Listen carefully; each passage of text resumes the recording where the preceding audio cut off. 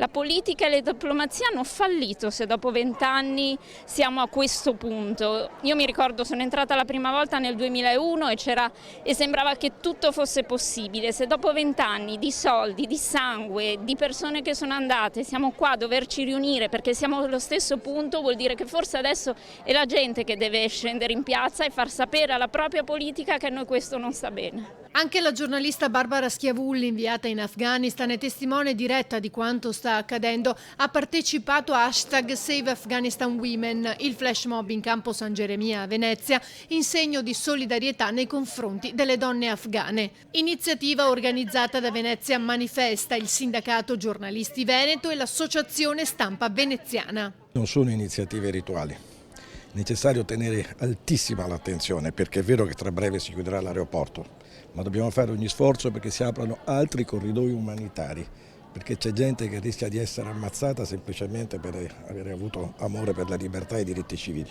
In pericolo, oltre alle donne e ai bambini, ci sono anche i giornalisti, gli occhi di ciò che realmente accade e che spesso pagano con la vita, proprio come è accaduto oggi a un giornalista di Tolo TV. Solo il sindacato europeo, il sindacato mondiale, la Federazione della Stampa abbiamo dato 500 nomi di giornaliste e giornalisti e di persone che hanno collaborato con le emittenti occidentali.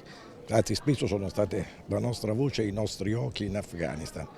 Potete immaginare, se solo i giornalisti sono 500, io gli appelli che ricevo sono appelli disperati in queste ore di persone che hanno il visto, che sono all'aeroporto e che non riescono a partire. Si teme molto quello che accadrà nel momento in cui le telecamere verranno spente, perché adesso c'è una grande pressione e visione di quello che sta succedendo. Il rischio è che tutte le donne che non sono donne, uomini, attivisti, politici, tutte le persone che in questi 20 anni si sono impegnate rischiano di essere cancellati. Forse tutti i paesi occidentali dovrebbero rispondere a questa domanda, ma in 20 anni come mai non è stato costruito un esercito civile capace di resistere ai talebani?